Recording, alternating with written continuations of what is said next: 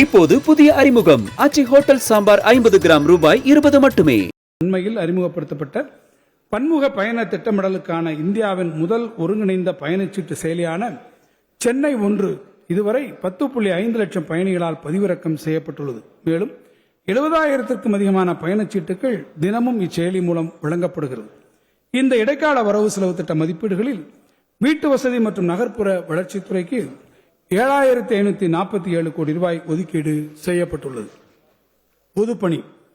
பொதுப்பணித்துறை பல்வேறு அரசு துறைகளுக்கான கட்டடங்களை அமைத்தல் மற்றும் பராமரிப்பு பணிகளை மேற்கொள்வதோடு மட்டுமின்றி பாரம்பரிய கட்டடங்களை அவற்றின் தொன்மை மாறாமல் புதுப்பிக்கும் பணிகளையும் சிறப்பாக மேற்கொண்டு வருகிறது. சென்னை கிண்டியில் கலைஞர் நூற்றாண்டு உயர் சிறப்பு பல்நோக்கு மருத்துவமனை, மதுரையில் கலைஞர் நூற்றாண்டு நினைவு நூலகம் உள்ளிட்ட பல்வேறு எழிலார்ந்த கட்டடங்கள் ஆயிரக்கணக்கான மக்கள் அன்றாடம் பயன்படுத்தும் வகையில் உருவாக்கப்பட்டுள்ளன.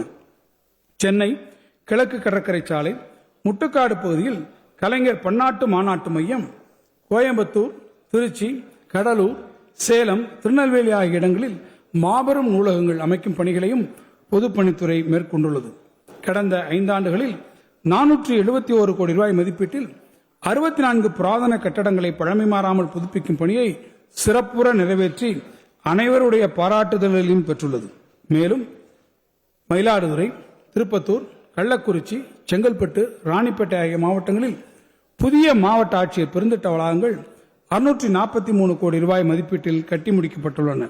இந்த இடைக்கால வரவு செலவு திட்ட மதிப்பீடுகளில் பொதுப்பணித்துறைக்கு 1,694 கோடி ரூபாய் ஒதுக்கீடு செய்யப்பட்டுள்ளது. அரசு அலுவலர்கள் நலன். அரசின் திட்டங்களை செவனே செயல்படுத்தி மக்கள் நலனை பாதுகாப்பதில் பெரும்பங்கு அரசு அலுவலர்கள் மற்றும் ஆசிரியர்கள் நலன் காப்பதில் இந்த அரசு மிகுந்த முன்னுரிமை வழங்கி வருகிறது. அரசின் நிதி வருவாய் ஒன்றிய அரசின் மாற்றாந்தாய் மனப்பான்மையினால் வெகுவாக பாதிக்கப்பட்டு வரும் நிலையிலும் நாட்டிற்கே வழிகாட்டும் வகையில் பல்வேறு நலத்திட்டங்களை செயல்படுத்திட தேவையான கூடுதல் நிதி ஒதுக்கிட வேண்டிய சூழலிலும் அனைத்து தடைகளையும் கடந்து அரசு அலுவலர்கள் மற்றும் ஆசிரியர்களின் நலன்களை இந்த அரசு தொடர்ந்து காத்து வருகிறது. அவர்கள் நலன் காக்க கீழ்கண்ட நடவடிக்கைகளை நமது அரசு எடுத்துள்ளது குறிப்பிடத்தக்கது. கடந்த 1/1/2020 முதல் 31/12/2021 வரை நிறுத்தி வைக்கப்பட்டிருந்த அகவிலைப்படி உயர்வை மீண்டும் வழங்கியது. அதேபோன்று ஈட்டிய விடுப்பினை ஒப்படைப்பு செய்து பணமாக பெற்றுக்கொள்ளும் நடைமுறையை மீண்டும் செயல்படுத்தியது.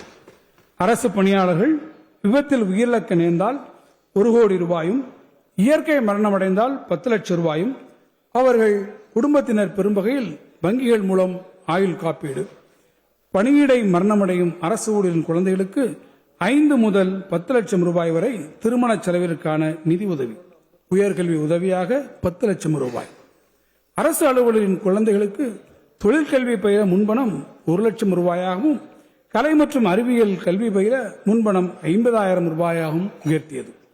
அரசு பணியாளர்களுக்கு வழங்கப்பட்டு வரும் திருமண முன்பணம் 5 லட்சம் ரூபாயாக உயர்த்தி வழங்கியது.